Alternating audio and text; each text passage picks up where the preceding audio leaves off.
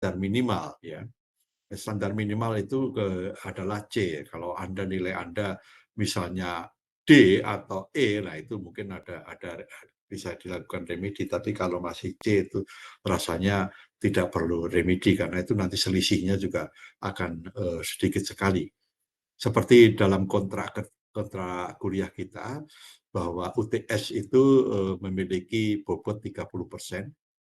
Kemudian ujian akhir semester 30% dan tugas, kemudian kehadiran dan sikap-sikap yang lain atau keaktifan itu akan memiliki nilai 40%. Jadi jangan berkecil hati, jadi tidak perlu lagi ini. Yang terpenting adalah nanti di ujian akhir semester, harapan saya nanti Anda dapat nilainya paling tidak gitu ya, paling tidak itu nilainya ya B atau AB lah gitu. Ya, harapan saya ya mudah-mudahan itu dapat Anda lakukan. Sebenarnya kalau Anda mengikuti dengan cermat apa yang saya sampaikan tentu Anda dapat mengerjakan dengan baik.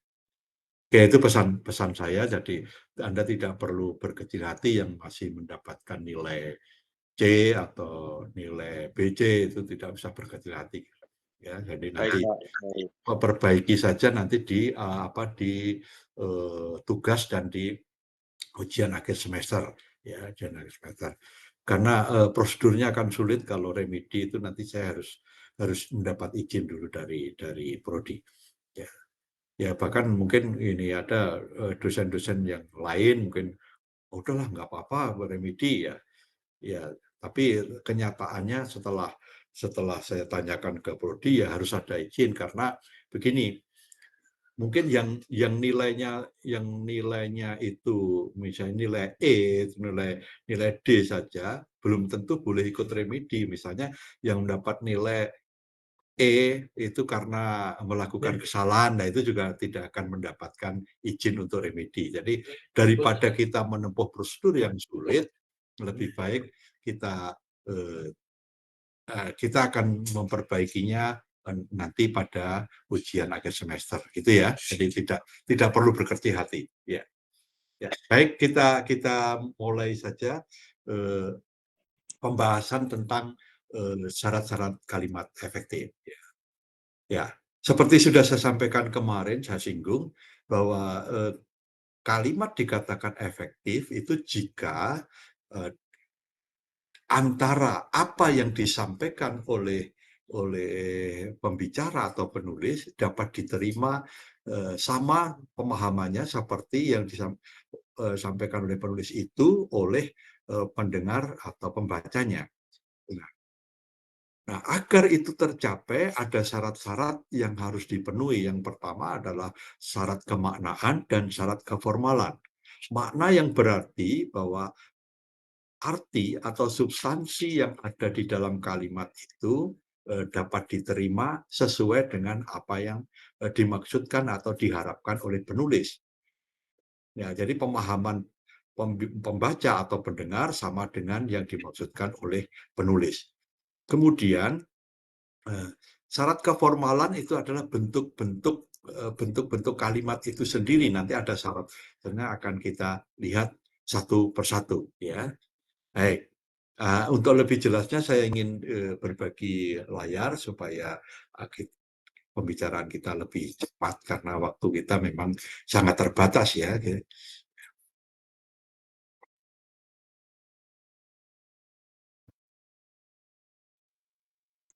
Ya, nah syarat kalimat efektif tadi sudah saya sampaikan bahwa ada syarat kemaknaan dan keformalan. Syarat kemaknaan berarti tepat mewakili pikiran dan tepat pemahaman. Jadi apa yang disampaikan oleh pembicara atau penulis itu mewakili pikirannya dan ketika sampai pada pembaca atau pendengar itu pemahamannya sesuai dengan yang diharapkan oleh pembicara atau penulis. Oke, itu nanti kita lihat contohnya. Ya. Kemudian syarat keformalan itu ada 7 syarat yang berkaitan dengan keformalan, yaitu yang pertama kesepadanan, keparalelan, ketegasan, kehematan, kecermatan, kepaduan, dan kelogisan.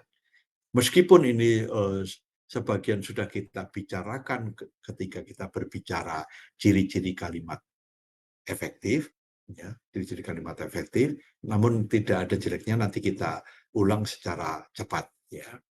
Baik, mari kita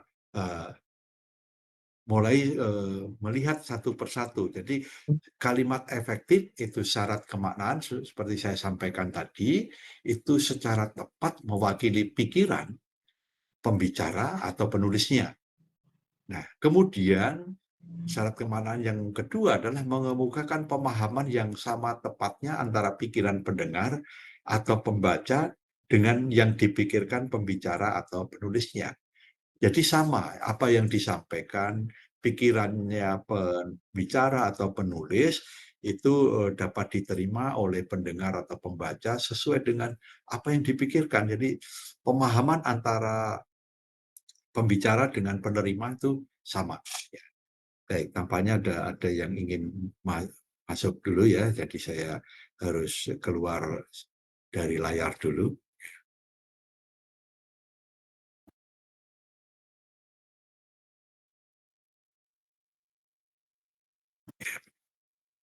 Ya, kita lanjutkan. Nah, itu.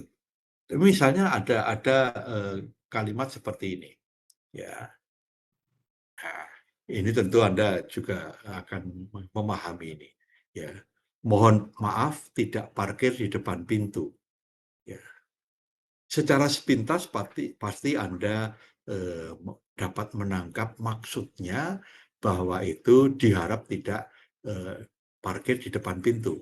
Namun jika kita melihat bentuk kalimatnya ini, mohon maaf tidak parkir di depan pintu, itu seakan-akan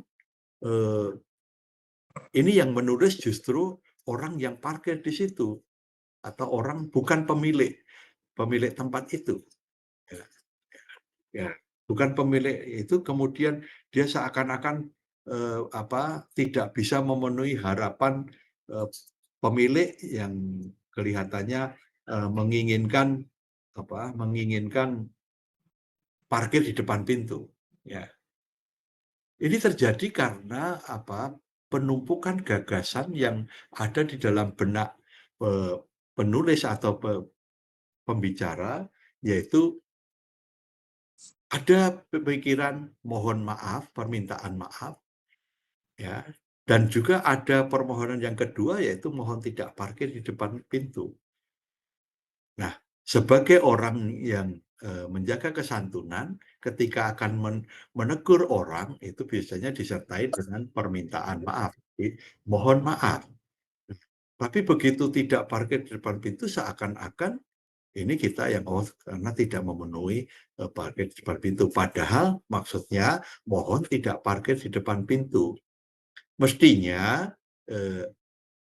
ini muncul tulisan ini, mohon maaf jangan parkir di tempat atau di depan pintu, atau mohon maaf harap tidak parkir di depan pintu, mohon maaf jangan parkir depan pintu, mohon maaf ya dan sebagainya.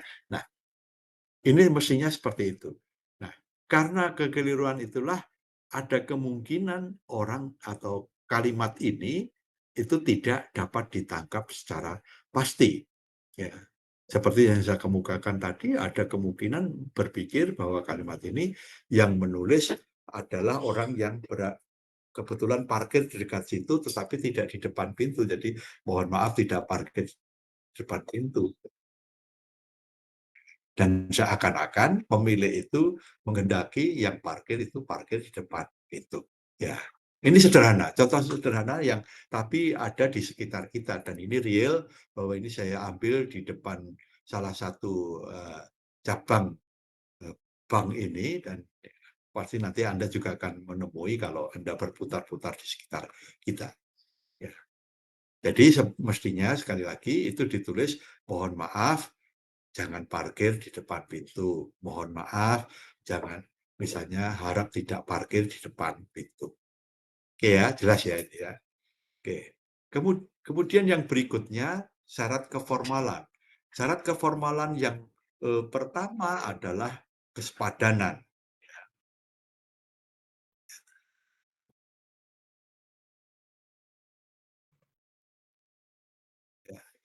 Kesepadanan. Ya, syarat kesepadanan itu yang dimaksud dengan kesepadanan itu adalah keseimbangan antara pikiran dan struktur bahasa yang diperlihatkan oleh kesatuan dan kepaduan pikiran yang baik. Nah, keseimbangan antara pikiran itu jadi apapun unsur yang dipikirkan diwujudkan dalam bentuk struktur bahasa yang teratur yang menyatakan kesatuan dan kepaduan pikiran dengan baik. Nah, ciri-ciri kesepadanan kalimat itu yang pertama, seperti kemarin sudah saya sampaikan, bahwa di dalam satu kalimat itu minimal memiliki subjek dan predikat dengan jelas. Ya. Memiliki subjek predikat dengan jelas. Misalnya seperti ini. Kalimat seperti ini, bagi semua pegawai di lingkungan pemerintah Kabupaten Batang harus segera memperbarui data kepegawaian. Anda tentu dapat melihat mana subjek dan mana predikatnya. Saya ingatkan sekali lagi, kalau kita berbicara subjek, itu pasti berbicara apa dan atau siapa, ya apa atau siapa yang dibicarakan di dalam kalimat itu. Kemudian predikatnya adalah bagaimana atau tentang apa dan siapa tadi dibicarakan. Nah, jadi kalau kita berbicara subjek predikat seperti itu, dalam kalimat ini sudah jelas bahwa subjeknya adalah semua pegawai di lingkungan pemerintah Kabupaten Batang. Ya. Kemudian predikatnya harus segera memperbarui data kepegawaian. Nah, itu. Namun karena munculnya kata bagi di awal kalimat, sehingga kalimat itu tidak lagi menjadi kalimat, tapi menjadi sebuah klausa. Ya, kalau kita berbicara klausa yang seperti kemarin, bahwa klausa itu adalah unsur bahasa yang belum kalimat, tetapi mengandung unsur subjek dan predikat dan berpotensi menjadi kalimat. Dengan kehadiran kata bagi ini, hanya muncul bagian dari kalimat berupa keterangan. Sehingga tidak jelas subjek dan predikatnya. Oleh karena itu, agar subjek dan predikatnya jelas, kata bagi itu tidak perlu kita munculkan di dalam atau menjadi awal kalimat. Sehingga kalimat itu dapat kita perbaiki menjadi semua pegawai di lingkungan pemerintah Kabupaten Batang harus segera memperbarui data kepegawaian. Ya. Begitu kan lebih jelas, jadi mana subjeknya, mana predikatnya. Namun kata bagi ini sering muncul, bagi mahasiswa yang belum bla bla bla bla, bagi mahasiswa yang membutuhkan ini. Nah, dengan munculnya kata bagi ini subjeknya tidak jelas. Jadi mari mulai saat ini kita harus lebih cermat lagi menggunakan kata bagi di awal kalimat itu sebenarnya menyebabkan kalimat itu tidak efektif karena tidak jelas subjek dan predikatnya. Kemudian yang kedua, ciri kesepadanan yang kedua adalah predikat tidak didahului oleh kata yang. Pada pertemuan yang kemarin sudah saya sebutkan bahwa yang itu merupakan penanda subjek atau hal yang menandai atau yang mewatasi subjek. Kalau kata yang itu diletakkan atau diawali atau untuk mengawali predikat, jadi predikatnya tidak lagi berposisi sebagai predikat, tetapi hanya merupakan pewatas dari subjek. Seperti kalimat ini, misalnya, istri Pak Adi yang berasal dari Kabupaten Batang.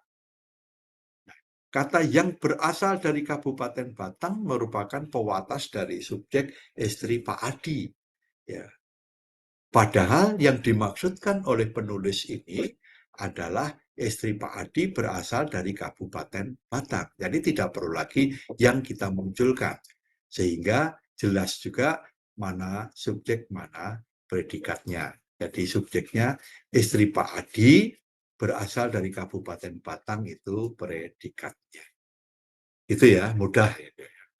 Nah, mari kita melangkah lagi pada contoh yang mungkin tidak sepadan ini ya. Contoh tidak sepadan. Ya. Yang tidak sepadan ini, misalnya ada ini.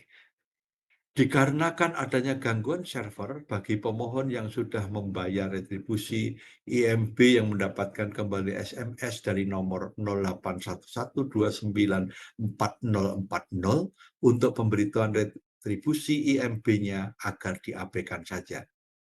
Ya, untuk membacanya saja udah bingung, apalagi memahaminya. Mengapa ini terjadi? Karena penumpukan gagasan yang tidak sepadan. Ya, misalnya ada beberapa pikiran karena ada gangguan server yang pertama, kemudian pemohon ada yang sudah membayar retribusi. Yang ketiga, ada penyampaian melalui SMS dari nomor sekian-sekian tentang pemberitahuan retribusi IMB. Dan yang keempat, pemohon yang sudah membayar agar mengabaikan pemberitahuan tersebut. Jika disampaikan seperti kalimat yang di atas ini, orang tidak akan paham. Oleh karena itu, kita sebagai orang yang memberikan informasi harusnya dapat menyusun dengan baik. Misalnya, yang pertama adalah kita sampaikan alasan penyebabnya. Misalnya, karena ada gangguan server, ya, pemohon yang sudah membayar retribusi dan mendapat pemberitahuan dari nomor sekian agar mengabaikan pemberitahuan tersebut. Kan lebih mudah. Ya, ya lebih mudah. Itu ya. Oke. Ya, jadi itu dapat Anda lakukan dengan lebih cermat. Dengan demikian kalau nanti maaf, di dalam menghadapi misalnya ada soal yang mereka jadikan kalimat ini lebih efektif, caranya Anda memecah-mecah pokok-pokok pikiran di dalam kalimat itu, kemudian menyusunnya kembali di dalam kalimat yang efektif. Oke ya, nah, kita lanjutkan. Ya. Syarat yang ketiga adalah Maaf Pak, memotong pembicaraan. ya, Itu ada yang belum bisa masuk Pak. siapa? Biang Damai, sama Anas, sama PB. Kan sudah mendapatkan ini ya, Saya sudah linknya ya. bisa. Saya sudah bisa. Ini sudah baru Pak, baru masuk Pak. Masuk ya, sudah masuk ya. Oke, Iya. oke, kita lanjutkan. Iya, makasih. Oke, ya. Nah, yang ketiga, sepadan yang ketiga tidak terdapat subjek ganda. Ya, tidak terdapat subjek ganda itu sering sekali kita karena ingin mengemukakan dua hal di dalam satu kalimat sehingga muncullah dua subjek. Misalnya ini, penyusunan laporan itu saya dibantu oleh para pegawai. Nah, ini ada dua subjek, yaitu penyusunan laporan dan saya. Munculnya dua subjek ini akan membingungkan, subjeknya mana sih sebenarnya. Padahal sebenarnya unsur yang satu adalah keterangan. Ya, keterangan karena keterangan itu dimunculkan dengan bentuk yang seakan-akan atau bentuk nominal seakan-akan menjadi subjek, sehingga kita kebingungan. Misalnya penyusunan laporan itu dan saya itu menjadi subjek. Padahal penyusunan laporan itu sebenarnya merupakan keterangan. Oleh karena itu dapat kita perbaiki, misalnya dalam menyusun laporan itu saya dibantu oleh para pegawai. Jangan lupa keterangan yang berada di awal kalimat itu seakan menjadi pengantar kalimat sehingga harus dipisahkan dengan subjeknya, dipisahkan dengan tanda koma. Ya, kalau kemarin dalam penulisan ujian kemarin masih ada yang lupa memberikan koma, apalagi kalimat tidak pakai titik, itu masih ya saya toleransi. Tapi kalau nanti di ujian akhir Anda harus lebih cermat, ya. Jadi dalam menyusun laporan itu, saya dibantu oleh para pegawai.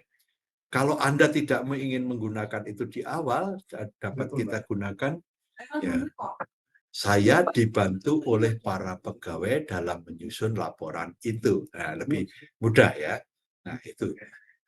Kemudian, syarat yang keempat, itu yang sering terjadi adalah penghubung intrakalimat itu tidak dipakai pada kalimat tunggal. Misalnya kata sehingga, kata sedangkan, yang itu mestinya penghubung intrakalimat yang berarti penghubung intrakalimat itu menghubungkan unsur di dalam kalimat itu, antar unsur di dalam kalimat itu sendiri. Sedangkan penghubung antar kalimat itu yang menghubungkan antar kalimat yang satu dengan kalimat yang lain. Nah, ini Anda harus paham betul, harus Anda ingat betul. Misalnya kalau sehubungan dengan itu, ya, jadi, ya, kemudian dalam hal ini, nah itu kan penghubung antar kalimat. Tapi di sini, dalam contoh ini kata sehingga digunakan untuk menghubungkan antar kalimat, padahal itu sebenarnya satu kalimat tunggal. Ya, kami datang agak terlambat sehingga kami tidak dapat mengikuti acara pertama. Nah, itu sebenarnya kan itu satu pengertian, satu kepaduan dalam kalimat tunggal yang tadi kita singgung bahwa harus terstruktur, harus terbentuk dalam gagasan yang padu dan satu. Ya, sehingga kata sehingga itu sendiri tidak boleh diletakkan di awal kalimat. Jadi kalimat itu dapat kita perbaiki menjadi kami datang agak terlambat sehingga tidak dapat mengikuti acara pertama. Bukan dua kalimat, tapi satu kalimat. Dan satu kalimat itu pun kalimat tunggal. Ya. Contoh yang berikutnya adalah pemakaian kata sedangkan tadi. Ya, misalnya Pak Hari dipindah tugaskan ke dinas sosial, sedangkan Bu Hari tetap di dinas pendidikan. Seakan-akan dua kalimat, padahal ini kalau di dalam melihat gagasannya, ini merupakan satu gagasan. Sehingga harus diwujudkan dalam satu kalimat yang padu, yang satu. Dan ternyata ini hanya juga merupakan kalimat tunggal. Nah, oleh karena itu dapat kita perbaiki. Pak Hari dipindah tugaskan ke dinas sosial, sedangkan Bu Hari tetap di dinas pendidikan.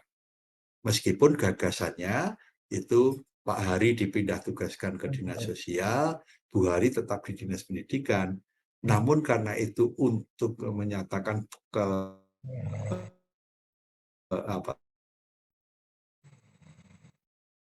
sedangkan ini menghubungkan antar unsur di dalam kalimat. Ya, begitu ya. Ya, sampai hari ini ada kesulitan atau tidak? Harapan saya tidak. Ya, ini masih mudah. Kemudian syarat yang kedua adalah keparalelan. Paralel yang berarti kesamaan bentuk kata yang digunakan, dan ini sudah kita bicarakan pada beberapa waktu yang lalu, baik itu dalam bentuk pilihan kata maupun di dalam ciri-ciri kalimat efektif.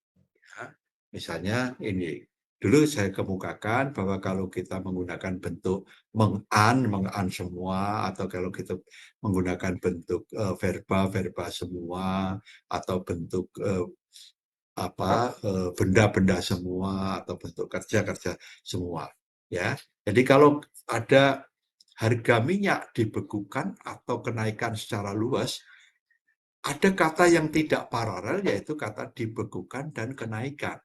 Mestinya kita menggunakan dibekukan dan dinaikkan, ya, dinaikkan. Nah, jadi dapat kita perbaiki menjadi harga minyak dibekukan atau dinaikkan secara luas.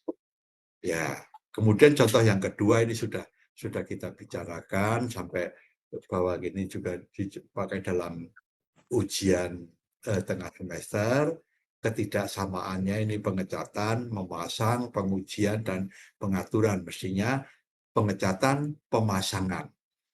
Yang Anda lupa bahwa di dalam rincian sebelum kata dan untuk rincian terakhir itu juga harus memakai tanda koma. Ya, ini harus diingat-ingat. Ya. Oke. Yang berikutnya adalah ketegasan. Syarat ketiga. Ketegasan adalah merupakan ini penekanan atau memperlakukan sesuatu menjadi yang menonjol atau yang dapat langsung diketahui oleh pembaca atau pendengar, dan itu terletak pada ide kalimat. Cara penonjolan atau menegaskan ini atau menekankan itu dapat dilakukan dengan meletakkan kata yang ditonjolkan di awal kalimat. Itu yang pertama. Nanti dapat juga ada 4 cara untuk penonjolan ini. Misalnya ada Bupati Batang mengharapkan rakyat membangun daerah ini dengan kemampuan sendiri. Nah, itu kalau kita ingin menonjolkan bupati.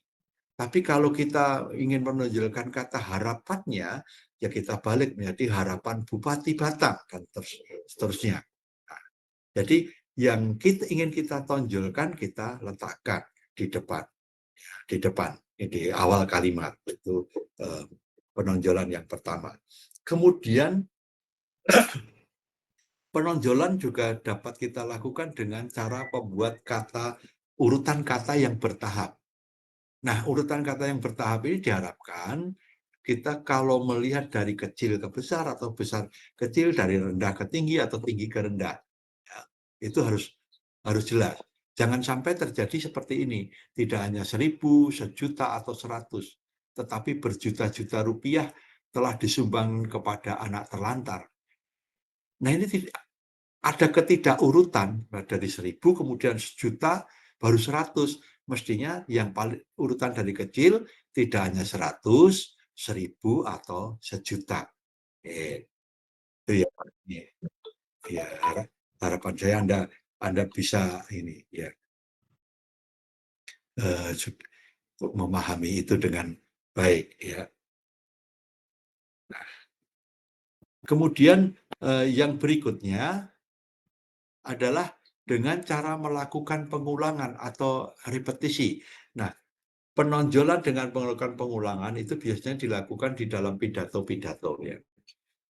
Dalam pidato-pidato atau apalagi saat ini kalau Anda mendengar, nanti suatu saat Anda mendengar kampanye ini biasanya akan dilakukan pengulangan ini. Misalnya saya bangga dengan kemajuan anak Salatiga. Pernah mendengar kampanye kita butuh pemimpin yang mengerti rakyat. Kita butuh pemimpin yang ini pengulangan dilakukan sebenarnya untuk memberikan penekanan.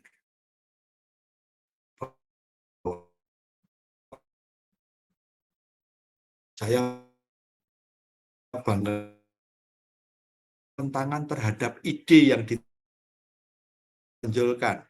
Nah, ini ide yang ditonjolkan itu kan mahasiswa Udinus itu rajin semua, tidak ada yang malas ya. Tidak. Tapi kita katakan sebelahnya, sebaliknya. Jadi begini, mahasiswa Udinus ini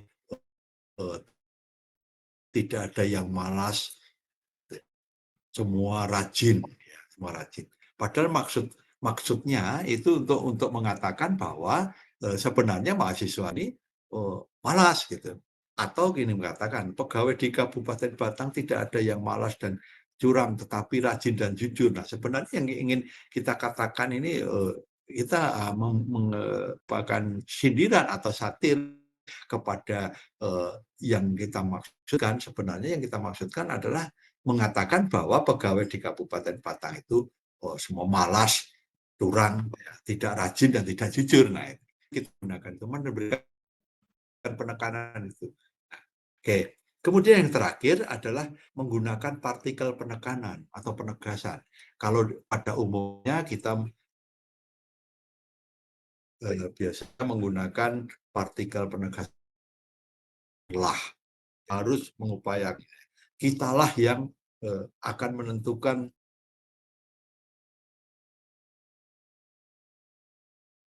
kondisi negeri ini 5 tahun ke depan.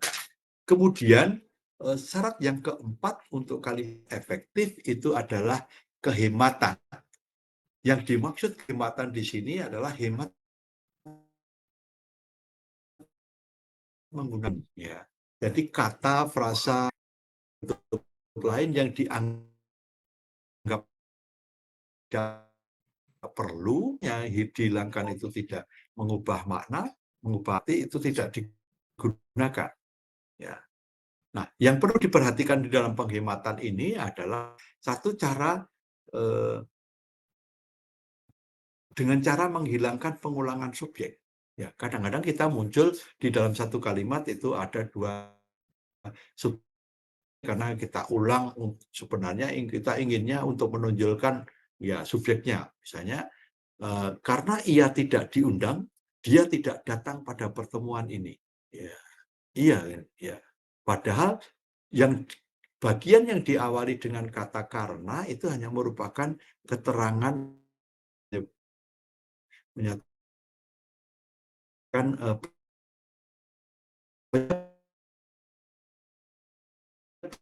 bab.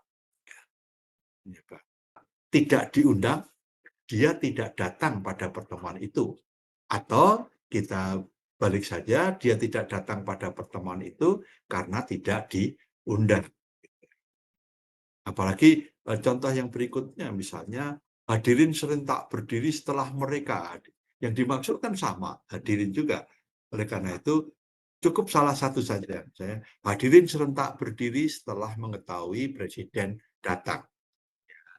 Ya, cukup seperti itu. Jadi tidak perlu lagi diulang-ulang. Nah, kemudian penghematan yang berikutnya dinat pada hiponiminya. Yang dimaksud superordinat ini adalah kata induk yang memiliki bagian-bagian kata yang lainnya, yang melingkupi kata-kata lainnya. Misalnya, kata warna itu akan sebagai superordinat dan memiliki hiponimi merah, hijau, kuning, dan sebagainya. Ya, jadi ia memakai baju warna merah. Nah, itu tidak terlalu berlewah. Jadi lebih baik kita mengatakan ia memakai baju merah, ia memakai baju hijau. Karena merah, hijau itu sudah merupakan hiponimi dari kata yang merupakan superordinat yang warna. Sama halnya kalau kita menyebut mawar, melati, itu kita tidak perlu lagi menggunakan kata bunga. Jadi, bunga mawar, bunga melati. Kalau kita berbicara mawar melati, pasti itu berbicara dalam atau menjadi bagian dari superordinat bunga. Ya. Termasuk ketika kita berbicara pipit, ya. Di mana engkau menangkap burung pipit itu? Pipit itu bagian dari kata burung. Jadi kata burung tidak perlu lagi disebutkan. Jadi di mana engkau menangkap pipit itu cukup. Kemudian muncul pertanyaan, Pak, pipit kan tidak hanya burung, Pak. Kan pipit ada nama orang. Nah, itu berbeda lagi ya. Berbeda lagi. Oke. Kemudian yang ketiga, penghematan dengan cara menghindari kesinoniman. Jadi jangan menggunakan dua kata yang bersinonim di dalam satu kalimat. Ya, misalnya, dia hanya membawa badannya saja. Kata hanya dan saja itu merupakan kata yang bersinonim. Gunakanlah salah satu saja. Jadi dia hanya membawa badannya atau dia membawa badannya saja. Ya, itu. Kemudian ada sejak dari pagi dia bermenung. Sejak dan dari itu menyatakan makna yang sama, namun pemakaiannya tentu berbeda.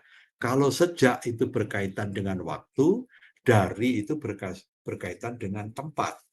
Jadi dalam konteks ini yang tepat adalah sejak. Jadi sejak pagi dia bermenung. Tapi kalau ingin kita menggunakan dari, itu dari misalnya dari Semarang sampai Batang. Nah, sampai Batang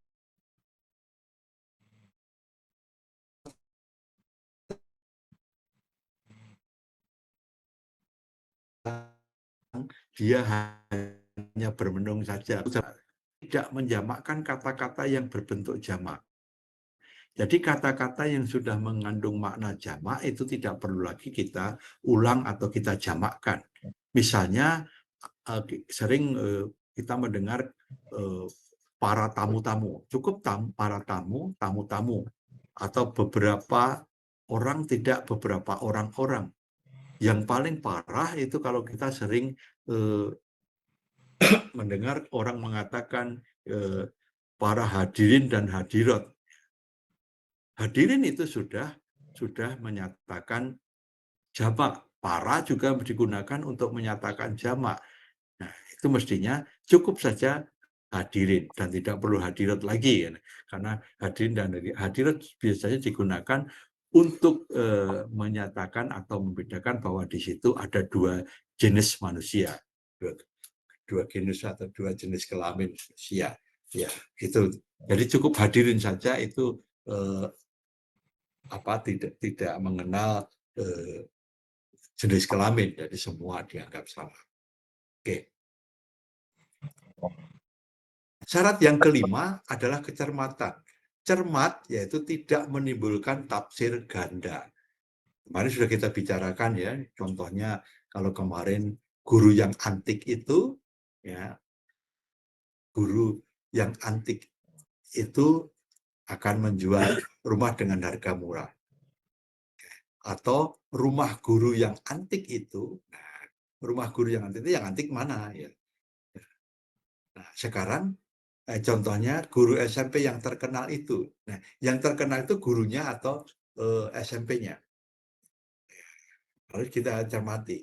Ya, guru yang terkenal di SMP itu menerima hadiah. Nah, cukup seperti itu. Atau begini, dia menerima uang sebanyak 50 ribuan. Cermat atau tidak? Nah, ketidakcermatannya ini menimbulkan tafsir ganda. Apakah dia menerima uang jumlahnya 50.000 atau ia mendapat uang dalam jumlah tertentu dalam bentuk 50 ribuan. Nah, ini yang menjadi. Jadi kita harus tegas, kalau memang jumlahnya itu 50, ya dia menerima uang sebanyak 50.000. Tapi kalau dia menerima sejumlah uang lebih dari itu, tetapi dalam pecahan 50 ribuan, ya kita dapat katakan dia menerima uang dalam bentuk pecahan 50 ribuan. Tuh.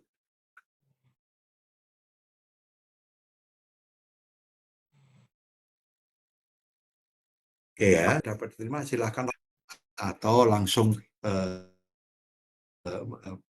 menyampaikan keberatan atau menyampaikan pertanyaan. Ya.